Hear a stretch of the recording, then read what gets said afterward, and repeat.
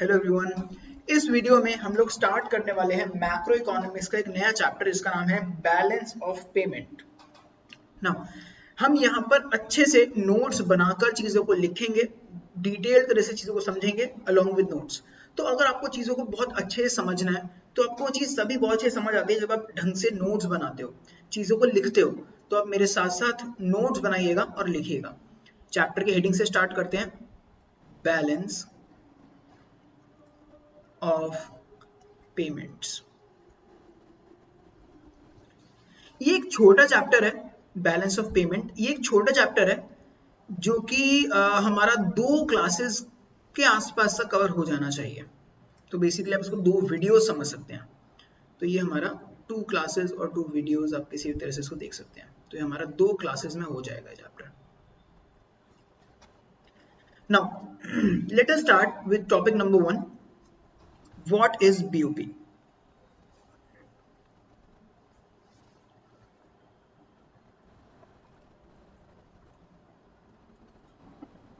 BOP refers to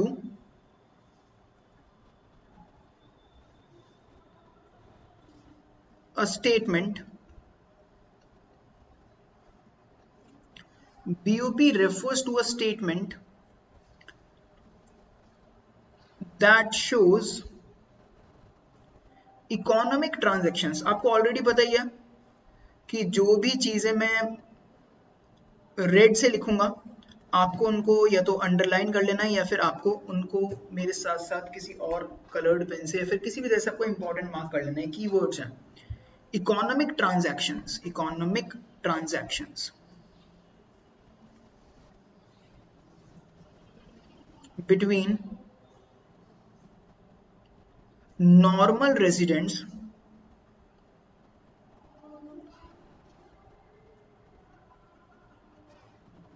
and rest of the world.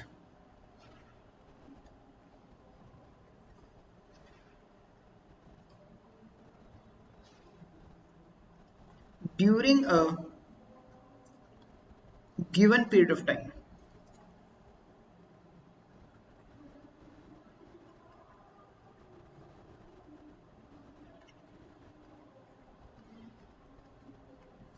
ये है BOP.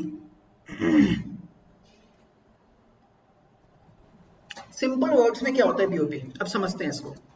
देखो हम लोग अगर हम अपनी नॉर्मल इंडिविजुअल लेवल पे बात करें, इंडिविजुअल लाइफ्स की बात करें, तो हम लोग भी ना अपनी जो भी ट्रांजैक्शंस हो रही हैं दूसरों के साथ हम वो रिकॉर्ड करते हैं। और अगर नहीं भी करते तो हमें करना चाहिए क्योंकि इंपॉर्टेंट चीज होती है। लेट अस से अगर हमने किसी से पैसे लिए तो हमें उसको लिखना चाहिए यार हमने उससे पैसे लिए, जिससे हम भूल ना जाए हमने हमें रिटर्न भी करने हैं। हमें सब transactions, monetary transactions with other people हमें अपनी लाइफ में लिखनी चाहिए, जिससे हमारे पास पूरा डेटा रहे। एक तरीके से आप कह सकते हो यही एक तरीके से अकाउंटिंग भी है।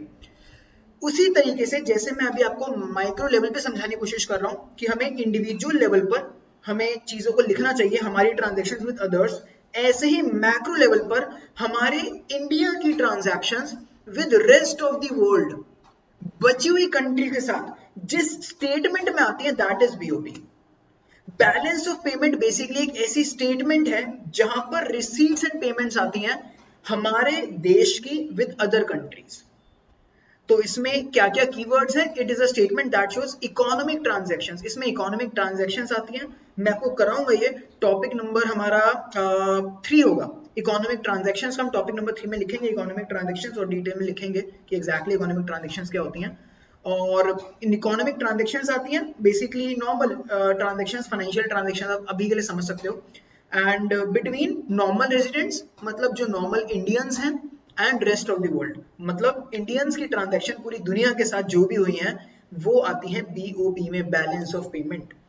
And during a period of time, किसी भी एक समय में, लेटर से एक ईयर में क्या क्या ट्रांजैक्शंस हुई हैं इंडियंस की with the rest of the world, it is included in BOP. Now यहाँ पे इस डेफिनेशन के जो लास्ट फ्यू वर्ड्स हैं, लास्ट फ्रेज है, उसमें लिखा है in a given period of time. इससे ये कहा जा सकता है BOP is a dash concept. आप सोच सकते हैं कौन सा कॉन्सेप्ट है? 2 ऑप्शन है, या तो स्टॉक कॉन्सेप्ट है, फ्लो कॉन्सेप्ट है। तो सीधी सी बात है ये फ्लो कॉन्सेप्ट है, क्योंकि जो भी चीजें होती हैं जो भी एक पीरियड के लिए होती हैं वो फ्लो कॉन्सेप्ट होता है। डेफिनेशन में भी लिखा है और मैंने आपको यहाँ पे लिखवा भी दिया, it is a flow concept. Now topic number 2, हम टॉपिक बाय टॉपिक करेंगे, इजी है, मेरे साथ साथ लिखते जाना, मेरे साथ साथ समझते जाना, आपका चैप्टर बहुत अच्छे से कवर हो जाएगा। Topic 2, normal residents. देखिए हमने डेफिनेशन में कवर करा था नॉर्मल रेजिडेंट्स, अब हम यहां पर नॉर्मल रेजिडेंट्स का मीनिंग लिखने वाले हैं। नॉर्मल रेजिडेंट्स बेसिकली वो रेजिडेंट्स होते हैं जो नॉर्मली इंडिया में रिसाइड करते हैं। सो नॉर्मल रेजिडेंट्स इंक्लूड क्या क्या, कौन कौन आते हैं नॉर्मल रेजिडेंट्स में? इसमें आएंगे इंडिविजुअल्स, इवन बिजनेस फर्म्स भी आती हैं, यही इंपॉर्टेंट है इसमें कि इसमें सिर्फ ऐसा नहीं है कि सिर्फ इंडिविजुअल्स आएंगे, बिजनेस फर्म्स भी आएंगी, इवन बैंक्स भी आएंगे। मतलब जो भी इंडिया की ऑर्गेनाइजेशन है, चाहे वो फर्म्स हो चाहे बैंक्स हो, even Indian government and government of India.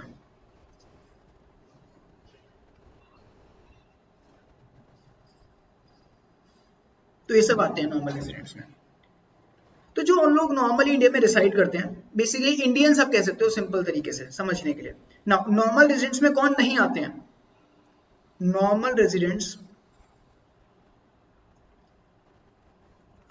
Do not include जो भी ऐसे लोग हैं जो इंडिया में रह रहे हैं बट वो इंडियंस नहीं है, जैसे फॉरेनर्स,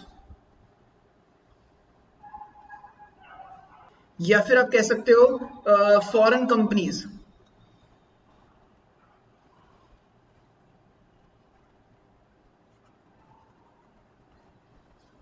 है ना, ये नॉर्मल रेजिडेंट्स नहीं है। और foreign diplomats,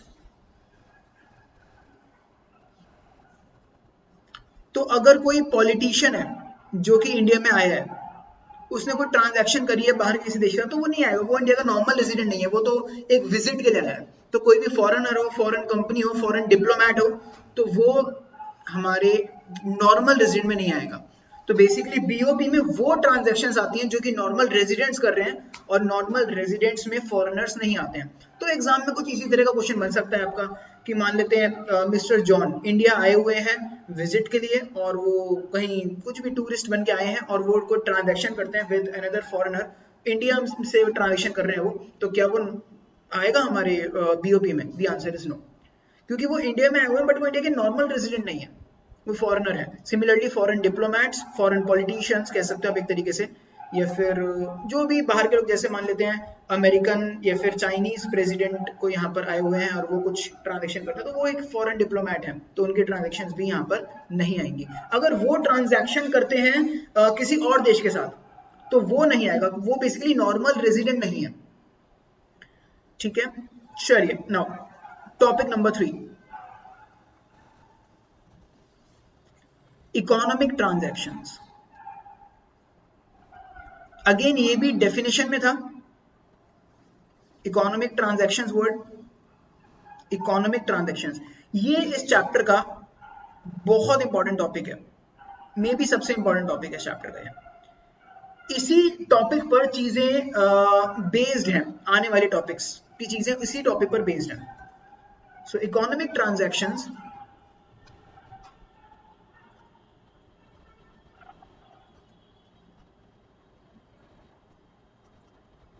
are those transactions which include transfer of goods, services, money और assets। मतलब कुछ भी अगर ट्रांसफर हो रहा है ना, तो वो आपका इकोनॉमिक ट्रांजैक्शन है। अभी आपको इस टॉपिक पे इस पॉइंट से क्लियर होगा कि एग्जैक्टली क्या क्या चीजें आती हैं इकोनॉमिक ट्रांजैक्शंस में। Economic transactions include, economic transactions में क्या क्या चीजें आती हैं? देखो क्या है बीओपी, सिंपल वर्ड्स में बीओपी क्या है, हमारे देश की जो ट्रांजैक्शन हो रही है, नॉर्मल रेजिडेंट्स की ट्रांजैक्शन हो रही है with other countries, that is included in BOP. तो जो ट्रांजैक्शन हो रही है वो कौन सी ट्रांजैक्शन होती है, इकोनॉमिक ट्रांजैक्शन। अब इकोनॉमिक ट्रांजैक्शन में ये चीज आती है, वो हम चीज कर रहे हैं। इकोनॉमिक ट्रांजैक्शन में 4 चीजें आती हैं। सबसे पहली चीज क्या है, विजिबल आइटम्स। तो वो चीजें जो कि विजिबल है, अगेन ये चीज आपको पता ही है, विजिबल वर्ड का मतलब क्या होता है, बेसिकली टैंजिबल। विजिबल आइटम्स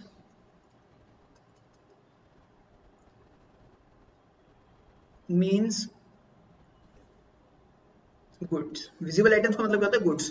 कौन सी चीजें जो कि विजिबल होती हैं, तो विजिबल तो गुड्स ही होती है ना, तो विजिबल आइटम्स की ट्रांसफर है वो क्या आ जाएगा, गुड्स आ जाएगा, सीधी सी बात है। नंबर 2, तो यहाँ पर विजिबल आइटम्स का मतलब क्या हो गया, बेसिकली इसका मतलब हो गया, it simply means transfer of goods. अगर हम गुड्स ट्रांसफर कर रहे हैं एक देश से दूसरे देश में, या फिर आप ऐसा भी कह सकते हो export and import of goods. तो जो हमारे देश से गुड्स बाहर जा रही है दैट इज एक्सपोर्ट, और अगर हमारे देश में बाहर से गुड्स आ रही है दैट इज इंपोर्ट्स। तो export and imports of goods भी इसमें आते हैं। तो पहला पॉइंट ये है कि इसमें export and import of goods आता है। हम कर रहे हैं क्या क्या चीजें आती हैं बीओपी में, क्या क्या ट्रांजैक्शंस आती हैं बीओपी में। तो सबसे पहली चीज आती है गुड्स, जिनको हम कहते हैं विजिबल आइटम्स। दूसरी चीज आपके दिमाग में आ गई होगी, पहला विजिबल है तो दूसरा क्या होगा, इनविजिबल। अगर इनविजिबल आइटम्स आ रहे हैं तो वो भी आएंगे इनविजिबल आइटम्स। इनविजिबल आइटम्स वो होते हैं जिनको हम टच नहीं कर सकते हैं, they can not be touched. और विजिबल आइटम्स वो होते हैं जो कि फिजिकल चीज होते हैं, that can be touched and seen. So invisible items means, invisible items में क्या मतलब हो जाएगा, इनविजिबल आइटम्स मीन्स सर्विसेज। इसमें क्या चीज आ जाएंगी, सर्विसेज आ जाएगी। बेसिकली आप कह सकते हो ट्रांसफर ऑफ सर्विसेज, या फिर आप इसको कह सकते हो import and export of services. अगर आप बाहर के देशों से सर्विसेज ले रहे हो या फिर बाहर के देशों को सर्विसेज दे रहे हो तो यहां पर आ जाएगा, है ना। जैसे टीचिंग सर्विस दी जा सकती हैं इंडिया के बाहर के देशों में। अगर मान लेते हैं मैं अगर किसी और के देश के स्टूडेंट्स को पढ़ाऊं तो that is export of services. या फिर इंडिया के बैंक किसी फॉरेनर को, या फॉरेनर हाँ किसी बाहर के रहने वाले को अगर कुछ अपनी सर्विसेज देता है, या इंडिया की कुछ इंश्योरेंस कंपनी किसी बाहर वाले का इंश्योरेंस करती है, सो banking and insurance services export हो रही है। एंड इसका वाइस वर्सा, अगर कोई इंडिया का स्टूडेंट किसी बाहर के देश के टीचर से पढ़ता है so that is import of services. And similarly banking and insurance companies भी इंपोर्ट करी जा सकती हैं। सो इनविजिबल आइटम्स भी आएंगे। पहली चीज क्या है, गुड्स आएंगे, दूसरी चीज क्या है, सर्विसेज आएंगे। विजिबल आइटम्स और इनविजिबल आइटम्स आएंगे। तीसरी चीज क्या है, यूनिलैटरल ट्रांसफर्स भी आएंगे। यूनिलैटरल वर्ड का मतलब होता है वन साइडेड, यूनिलैटरल ट्रांसफर्स।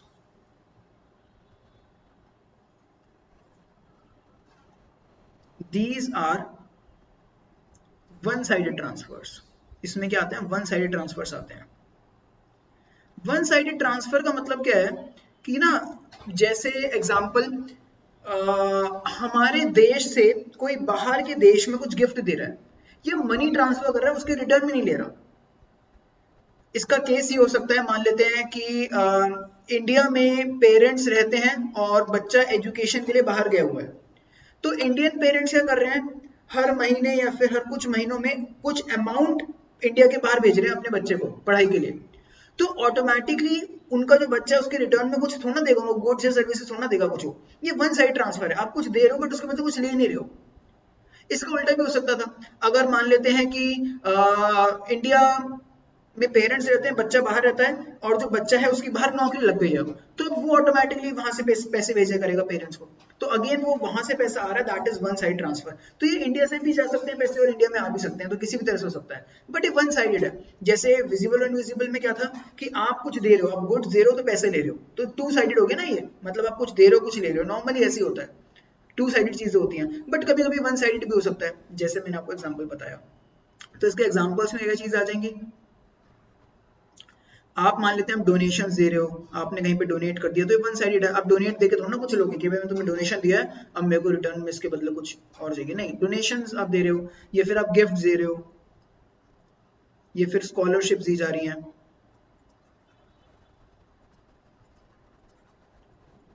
है ना, और एटसेट्रा। कुछ ऐसी चीजें जो कि वन साइडेड ट्रांसफर्स हैं, उसके बदले में कुछ नहीं आ रहा है, तो those are one sided transfers. Last is capital transverse.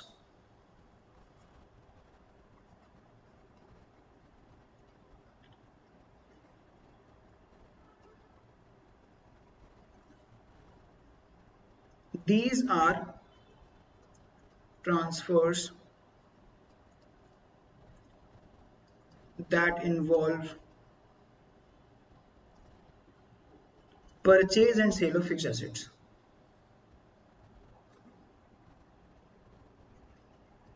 या फिर that involves assets and liabilities.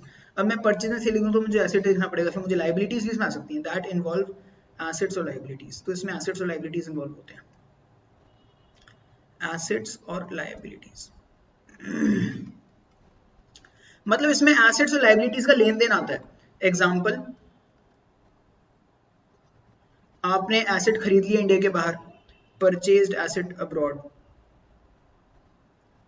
या फिर उन लोगों ने खरीद लिया इंडिया में, है ना। मतलब कोई एसेट, कुछ एसेट का चेंज हो रहा है, हमारे पास से कोई एसेट जा रहा है, हमारे पास से कोई एसेट आ रहा है, या फिर हमारे पास से कोई लायबिलिटी जा रही है, कोई लायबिलिटी आ रही है।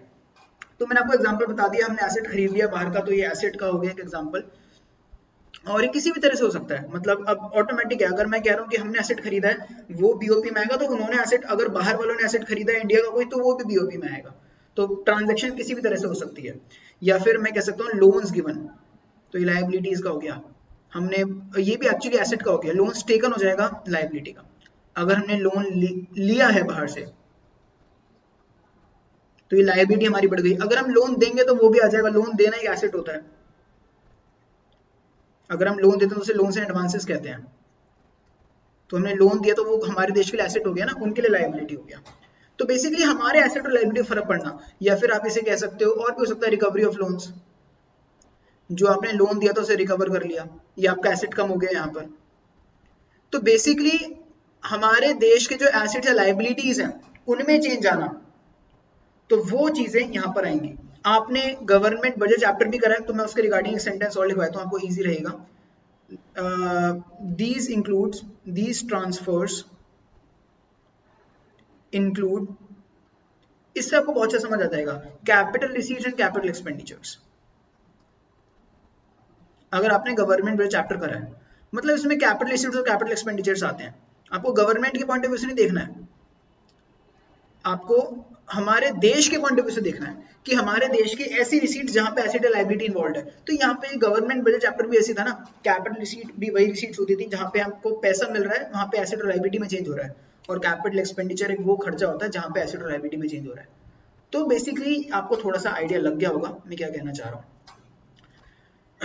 तो ये चार चीजें आती हैं इकोनॉमिक ट्रांजैक्शंस में ना। हो ये टॉपिक इतना इंपॉर्टेंट है कि आपको यहाँ पर अभी वीडियो को रोककर इन चारों चीजों को, हेडिंग्स को लर्न करना चाहिए। वैसे तो काफी आसान है, बट इसके इन टॉपिक पर बेस्ड हमारे आने वाले टॉपिक्स बनेंगे, इस टॉपिक पर बेस्ड। तो आपको ये चीज बहुत अच्छे से रिवाइज कर लेनी चाहिए, याद कर लेनी चाहिए। जब आपको याद हो जाए चारों चीजें, लॉजिक समझ आ जाए, फिर आप टॉपिक नंबर 4 मेरे साथ लिखिएगा।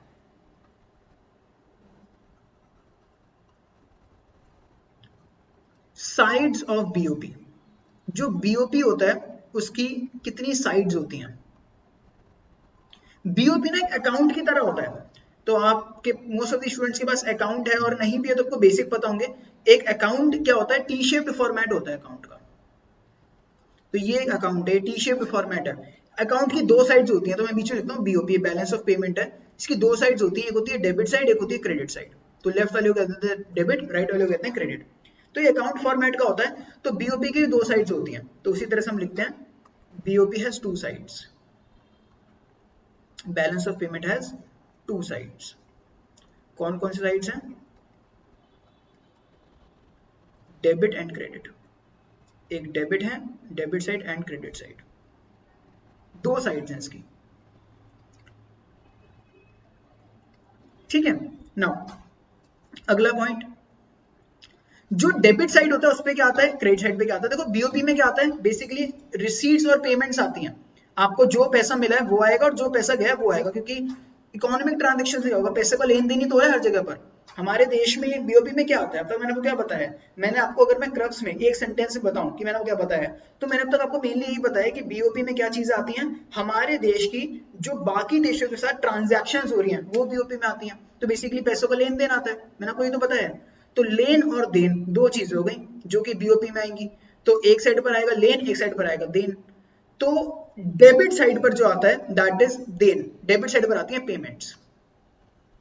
तो जो भी बीओपी में पेमेंट्स हो रही हैं वो आएंगी डेबिट साइड पर, और जो भी रिसीट्स आती हैं वो आती हैं क्रेडिट साइड पर। अब इसको याद करने का एक तरीका है, देखो सिंपल तो वैसे आपको लर्न अगर आप डायरेक्टली कर लोगे तो ठीक है, पेमेंट्स और रिसीट्स ऐसे आता है, वरना आप ऐसे भी सोच सकते हो कि जो बीओपी है ना, ये बहुत परफेक्ट लॉजिक नहीं है बट आपको याद हो जाएगा अगर आपके पास अकाउंट्स है। बीओपी एक तरीके से नॉमिनल अकाउंट होता है। नॉमिनल अकाउंट में भी ऐसे होता है ना कि एक्सपेंसेस या फिर आप कुछ हद तक उनको पेमेंट्स भी कह सकते हो, जो आप खर्चा करो डेबिट साइड पर आते हैं, डेबिट ऑल एक्सपेंस। तो आप इस तरह से याद कर सकते हो, इट विल हेल्प यू कि डेबिट साइड पर आते हैं नॉमिनल अकाउंट होता है ना, तो डेबिट साइड पर आएंगे पेमेंट्स, खर्चे आएंगे, और जो हमारा खर्चा हो रहा है उसमें पैसा देंगे तो डेबिट साइड पर आएगा। क्रेडिट साइड पर आते थे इनकम्स, इनकम्स का मतलब है पैसा आना, रिसीट्स। तो आप इस तरह से याद कर सकते हो कि it is a nominal account. तो बीओपी की दो साइड्स हैं, डेबिट और क्रेडिट। डेबिट साइड पर आती हैं पेमेंट्स, क्रेडिट साइड पर आती हैं रिसीट्स। तो इसी को लिख भी लेते हैं, डेबिट साइड शोज पेमेंट्स।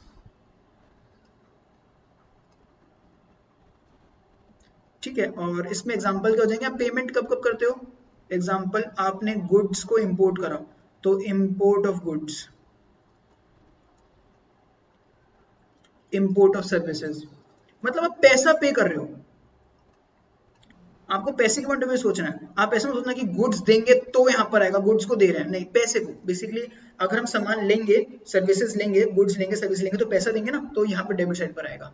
या फिर आप कह सकते हो कि गिफ्ट्स गिवन, आपने ना गिफ्ट दे दिया पैसों का किसी को इंडिया के बाहर, तो gifts given.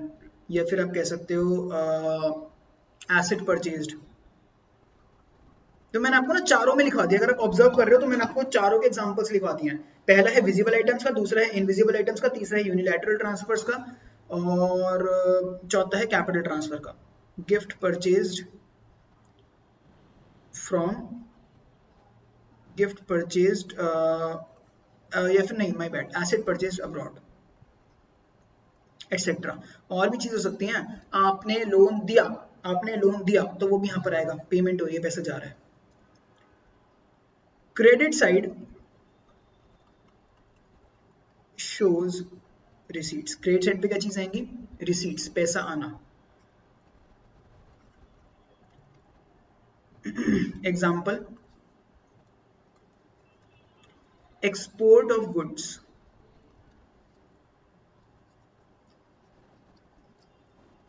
Export of services,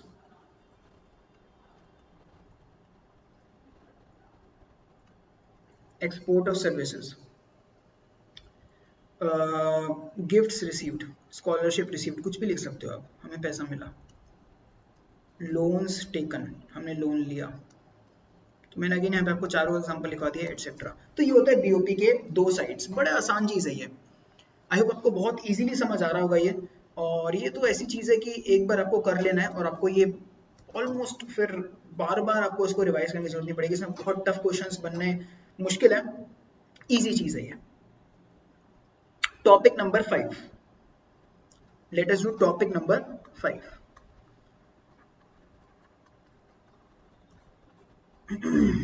types of BOP. BOP कितने टाइप का होता है, देखो अभी हमने पढ़ा था ऊपर कि बीओपी की दो साइड्स हैं, डेबिट और क्रेडिट, पेमेंट और रिसीट। तो इसी से तीन टाइप्स बने हैं बीओपी के। अगर ये दो साइड्स इक्वल है तो क्या होगा, अगर डेबिट साइड ज्यादा है तो क्या होगा, क्रेडिट साइड ज्यादा है तो क्या होगा। तो बेसिकली यही तीन चीजें हम करेंगे।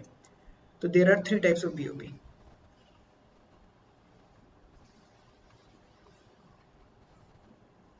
बीओपी के कितने टाइप हैं, 3। पहला कौन सा है, सरप्लस, या फिर पहले लिखते हैं जिसमें दोनों साइड्स इक्वल होंगी, उसे कहेंगे बैलेंस्ड बीओपी, उसे कहेंगे बैलेंस्ड बीओपी। बैलेंस है ना दोनों sides, BOP where debit side is equal to credit side. Debit side के ब्रैकेट में लिख लेना पेमेंट्स, क्रेडिट साइड के ब्रैकेट में लिख लेना रिसीट्स। मतलब जहां पे पेमेंट्स बराबर हैं रिसीट्स के, that is balance BOP। Number 2,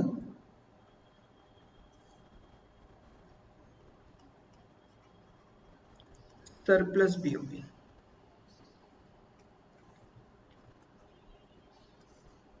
BOP where credit side मतलब रिसीट साइड, ये सरप्लस है ना, फायदे की चीज है। क्रेडिट साइड बेसिकली आप कह सकते हो receipts, credit side receipt side कह सकते हो is more than, credit side is more then debit side. जहां पर क्रेडिट साइड ज्यादा है डेबिट साइड से, उसे कहेंगे हम लोग सरप्लस BOP। डेबिट साइड में ना पेमेंट्स, तो यहां पर आती है हमारी पेमेंट्स। ओके, सो हमने जो डिस्कस करा था वो था सरप्लस BOP, और फिर आता है डेफिसिट BOP। ये भी काफी लॉजिकल बात है, सरप्लस का उल्टा क्या होगा डेफिसिट, और इसकी भी डेफिनेशन आप इजीली खुद ही सोच पाएंगे। तो नेक्स्ट इज डेफिसिट BOP। यहाँ पे ना BOP में कमी है, डेफिसिट का मतलब होता है कमी। तो अगर BOP में कमी है, BOP में कमी कब होगी, जब आपकी पेमेंट साइड ज्यादा है। So BOP where debit side, debit side पे क्या आती है payments, debit side is more than credit side. अगर आपकी डेबिट साइड ज्यादा है तो वो हो जाएगा आपका डेफिसिट BOP।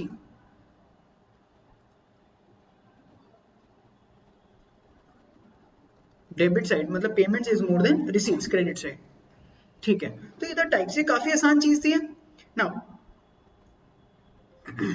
टॉपिक नंबर 6 करते हैं, that is balance of trade. जैसे भी हमने बैलेंस ऑफ पेमेंट पढ़ा ना, वैसी है बैलेंस ऑफ ट्रेड। अब बैलेंस ऑफ ट्रेड का मतलब क्या है, बैलेंस ऑफ ट्रेड का मतलब है जो BOP था ना बिल्कुल वैसे ही है, बैलेंस ऑफ ट्रेड बिल्कुल वैसा ही है। बट बैलेंस ऑफ ट्रेड में क्या है, जैसे BOP में 4 चीज आती थी, visible, invisible, unilateral transfers, capital transfers. तो बैलेंस ऑफ ट्रेड में सिर्फ एक चीज आती है, वो है विजिबल। मतलब बैलेंस ऑफ पेमेंट को ही बैलेंस ऑफ ट्रेड कह सकते हो, सिवाय इसके कि बैलेंस ऑफ पेमेंट की जो बाकी 3 चीजें उसको हटा दो। तो आप सिंपल वर्ड्स में कह सकते हो balance of trade is a part of balance of payment. Simple word में भी ये कह सकते हो। तो आप यहां लिख लेते हैं बैलेंस ऑफ ट्रेड, जिसको हम शॉर्ट फॉर्म में कहते हैं BOT। तो ये सिंपल चीज है, अगर आप इसको अच्छे से समझ लोगे तो, अदरवाइज कंफ्यूजन हो जाती है यार, बैलेंस ऑफ पेमेंट क्या है, बैलेंस ऑफ ट्रेड क्या है। आपको एक बार समझ लेना है और फिर आपको कंफ्यूजन नहीं होने की है। So balance of trade is a part of BOP। इसमें सिर्फ विजिबल आइटम्स आते हैं। एक बार डेफिनेशन में लिख लेते हैं, BOT means a statement, same चीज है बिल्कुल जैसे हमने पहले लिखा था, दैट शोज, हमने पहले लिखा था इकोनॉमिक ट्रांजैक्शंस, अब हम लिख लेंगे इकोनॉमिक ट्रांजैक्शन में 4 चीजें आती है, अब हम इकोनॉमिक ट्रांजैक्शन लिखेंगे, अब हम लिखेंगे सिर्फ विजिबल आइटम्स। तो मैं लिख देता हूं यहाँ पे export and import of goods. Visible items को गुड्स ही तो कहते हैं, so export and import of visible items भी लिख सकते हो आप यहाँ पर। मैं विजिबल आइटम से लिख देता हूं export and import of visible items. बाकी चीजें सेम है, बिटवीन नॉर्मल रेजिडेंट्स, जो हमारे देश के नॉर्मल रेजिडेंट्स हैं, and rest of the world, और बची हुई दुनिया के बीच में जो भी नॉर्मल, जो भी ट्रांजैक्शंस आ रही हैं विजिबल आइटम्स की, during a period of time. तो आपको ये चीज इजीली समझ आ गई होगी, कुछ भी कंफ्यूजन की बात नहीं है, सब चीजें सेम है।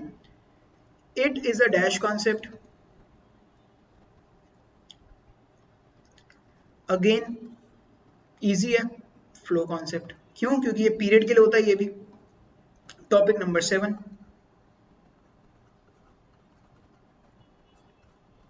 टॉपिक नंबर 7 है कि साइड्स ऑफ बीओटी क्या होती हैं। बीओटी की कितनी साइड्स होती हैं? बैलेंस ऑफ ट्रेड की 2 साइड्स होती हैं। बैलेंस ऑफ ट्रेड की 2 साइड्स होती हैं, जैसे मैंने पहले करा था बिल्कुल वैसे ही है, कुछ भी इसमें ट्रिकी नहीं है। 2 साइड्स होती हैं, एक होती है डेबिट, एक होती है क्रेडिट। यहाँ पर आएगा पेमेंट्स, यहाँ पर आएगा रिसीट्स।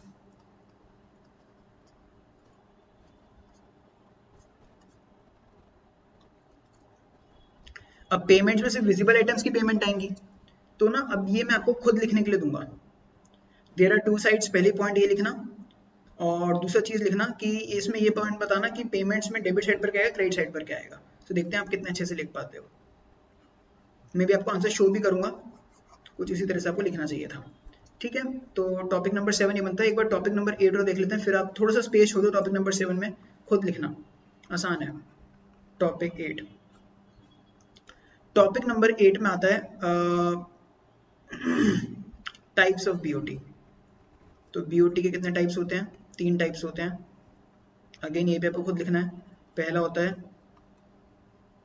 बैलेंस्ड बीओटी,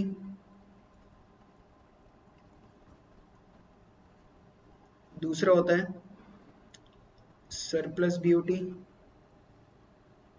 तीसरा होता है डेफिसिट बीओटी। खुद ट्राई करो एक बार, इनका मीनिंग एक बार खुद लिखिए, एक बार चेक कीजिए कि आपको ये चीजें जेन्युइनली समझ आ रही हैं कि नहीं आ रही हैं।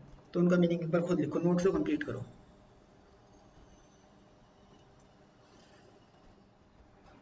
नाउ आई होप आपने लिखा है खुद ही। एक बार अपने आंसर चेक कीजिए, यहाँ पर कुछ गलतियां हो जाती हैं। सबसे पहली चीज तो आसान है, देयर आर 2 साइड्स, आपने लिखा होगा debit and credit. Debit side shows payment, इसमें कोई प्रॉब्लम नहीं है। क्रेडिट साइड शोज रिसीट्स, यहाँ तक गलती होती नहीं है। बट ना कई बार गलती हो जाती है, बच्चे लिख देते हैं डेबिट साइड शोज पेमेंट्स, लिख देते हैं इंपोर्ट्स। आपको इंपोर्ट्स नहीं लिखना है, आपको लिखना है इंपोर्ट ऑफ गुड्स, क्योंकि इंपोर्ट्स में गुड्स भी आते हैं, सर्विसेज भी आते हैं। तो बीओटी में सर्विसेज तो आती ही नहीं है, तो आपको लिखना है import of goods. And similarly आपको क्रेडिट साइड लिखना है एक्सपोर्ट ऑफ गुड्स। तो यहाँ पे ये इंपॉर्टेंट है, ओनली गुड्स। ठीक है, तो ये चीज का आप ध्यान रखिएगा, यहाँ पर सिली एरर नहीं होना चाहिए। Then types of BOT, 3 type है। अगेन मैंने बैलेंस में क्या लिखा है, डेबिट साइड, ब्रैकेट में लिखा है import of goods. Debit side में आता है import of goods. Goods important है यहाँ पर कहना, सिर्फ इंपोर्ट्स मत कहिएगा, क्योंकि अगर आप इंपोर्ट्स कहेंगे that will mean it include service as well. And similarly आप अपने आंसर अब चेक कर सकते हैं। नाउ नेक्स्ट टॉपिक करते हैं, that is topic number 9। Topic number 9,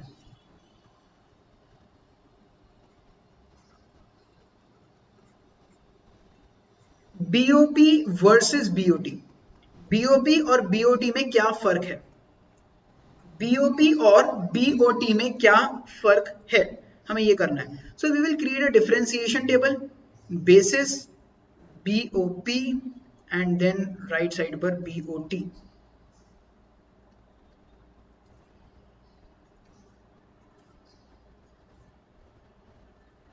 again हम इसमें डिफरेंसेस करेंगे, ये चीज आपको ऑलरेडी आती है। हम इसमें 4 डिफरेंसेस करने वाले हैं। सबसे पहले स्टार्ट करते हैं मीनिंग से, जो कि आप खुद करेंगे। तो अभी आप मीनिंग बेसिस में लिखिए और थोड़ा सा स्पेस छोड़ दीजिए, maybe 3 to 4 lines. Then number 2 आप लिखिए यहाँ पर इंक्लूड्स। इसमें क्या क्या चीजें आती हैं? तो जैसे बीओपी में आते हैं विजिबल, इनविजिबल, चारों चीजें आती हैं। बीओटी में सिर्फ और सिर्फ विजिबल आते हैं, तो इसके लिए 2-3 लाइनें छोड़ दीजिए। देन ये किस टाइप का कॉन्सेप्ट है? एक इनमें से वाइडर कॉन्सेप्ट है, एक नैरो कॉन्सेप्ट है। तो आपको खुद सोचना है, अगर आप चीजों को ध्यान समझ रहे हो तो आपको उतनी प्रॉब्लम नहीं होगी। और एक है सेटलमेंट। सेटलमेंट में आपको समझाऊंगा कि सेटलमेंट का मतलब क्या है, ये एक इंपॉर्टेंट चीज भी है। तो सेटलमेंट के अलावा पहले 3 आप खुद कीजिए फटाफट से, पहले 3 आप खुद कीजिए।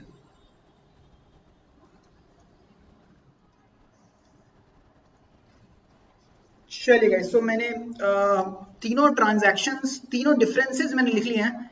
बीओपी का मीनिंग अगर आप चेक कर लीजिए, बीओपी का मीनिंग, बीओटी का मीनिंग हमने ऑलरेडी डेफिनेशंस लिखी हुई हैं।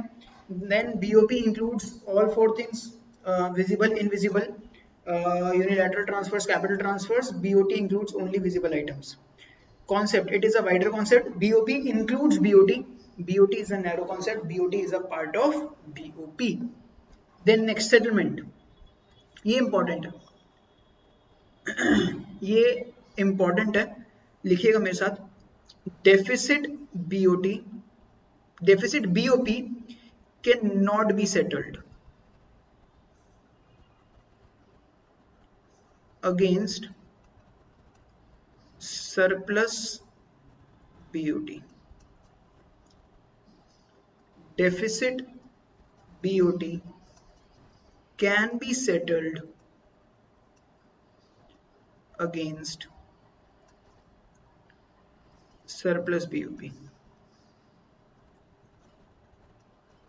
मैं समझाने के लिए ना कोई एग्जांपल लेता हूँ। देखो, आपके मान लेते हैं आपका क्लास 12 चल रहा है, क्लास 12 में आपके बेस्ट ऑफ 4 मार्क्स लगते हैं कॉलेजेस में। यूजुअली कॉलेजेस जो होते हैं बेस्ट ऑफ 4 मार्क्स आपके देखते हैं। तो आपने बहुत अच्छे से पढ़ाई करी, आपने टॉपिक को अच्छे से नोट्स बनाए हैं, आपने डिटेल्स में समझा है, आपने प्रैक्टिस करी है, अपने क्वेश्चंस भी करे हैं, रिवाइज आपने प्रॉपरली ढंग से अच्छे से करा है, एंड आपके मार्क्स जो आते हैं वो बेस्ट ऑफ 4 में आ रहे हैं।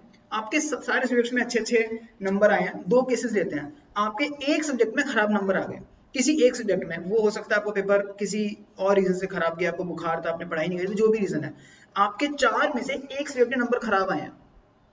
तो आप क्या कर सकते हो, आपके जो 4 में से एक सब्जेक्ट में नंबर खराब आए हैं, आप बाकी 3 सब्जेक्ट्स में अच्छा करके ओवरऑल चीजों को सेटल कर सकते हो और आपको ठीक ठाक कॉलेज मिल सकता है। अगर आपके एक सब्जेक्ट में खराब नंबर आए हैं तो आप 3 सब्जेक्ट्स में अच्छा करके ओवरऑल चीजों को इंप्रूव कर सकते हो and you can get a good college. तो बेसिकली एक चीज के खराब होने से ओवरऑल चीजों को ठीक करा जा सकता है। बट आपकी अगर ओवरऑल परसेंटेज ही खराब आई है, चारों को मिला के ही खराब आई है, जिनमें से एक मान लेते अच्छा था, तो भी कुछ फायदा नहीं होने वाला, क्योंकि आपकी ओवरऑल ही खराब है ना।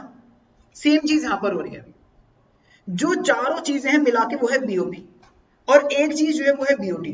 तो डेफिसिट बीओपी मतलब अनफेवरेबल बीओपी, मतलब नेगेटिव बीओपी को आप कुछ ही नहीं कर सकते एक सरप्लस बीओटी से। जब आपको ओवरऑल चारों मिला के नेगेटिव आ रहे हैं, इनमें से बीओटी पॉजिटिव मतलब विजिबल आइटम से पॉजिटिव हो रहा है, क्या कर लोगे, कुछ समझ कर सकते हो। आपका जब चारों मिला के ही नेगेटिव आ रहा है, you can not do anything. आपका चारों ही टोटल मिला के नेगेटिव आ रहा है, आपका एक पॉजिटिव से कुछ फायदा नहीं होने वाला। बट इसका अपोजिट हो सकता है, जैसे अगर आपका एक नेगेटिव आ रहा है, बीओटी जो है, जो आपका विजिबल आइटम्स वाला है, वो नेगेटिव आ रहा है, तो आपका ओवरऑल बाकी तीनों अगर अच्छे हैं एक नेगेटिव होने के बावजूद, तो आपका ओवरऑल फेवरेबल हो सकता है, ओवरऑल पॉजिटिव हो सकता है। तो यही सेकंड सेंटेंस लिखा है कि डेफिसिट बीओटी, अगर आपका बीओटी नेगेटिव में आ रहा है, अगर आपका बैलेंस ऑफ ट्रेड नेगेटिव में, आपके विजिबल आइटम्स का जो डिफरेंस है इंपोर्ट एक्सपोर्ट का, वो नेगेटिव आ रहा है, तो आप उसको एडजस्ट कर सकते हो और वो आपका पूरे बीओपी को, मतलब वो सरप्लस बीओपी का, मतलब बाकी 3 जो आइटम्स हैं उनसे एडजस्ट करके ओवरऑल आपका बीओपी सरप्लस में दिख सकता है, उसको एडजस्ट करा जा सकता है। ये शो कर रहा है ये पॉइंट। चलिए, तो इस वीडियो में हम इतना ही कर रहे हैं। हमने इस वीडियो में आसान 9 टॉपिक्स कवर करे हैं कुछ ही टाइम में। आई होप आपको चीज समझ आई है। अगली वीडियो में हम लोग ये चैप्टर कंप्लीट करेंगे। अगली वीडियो से पहले मेक श्योर कि आप इस चैप्टर के जो भी अब तक हमने नोट्स करे उनको अच्छे से अपने रिवाइज कर लिया है, लिख लिया है और इवन याद भी कर लिया है। ठीक है, चलिए guys, thank you for watching and I will see you in the next video. Bye bye.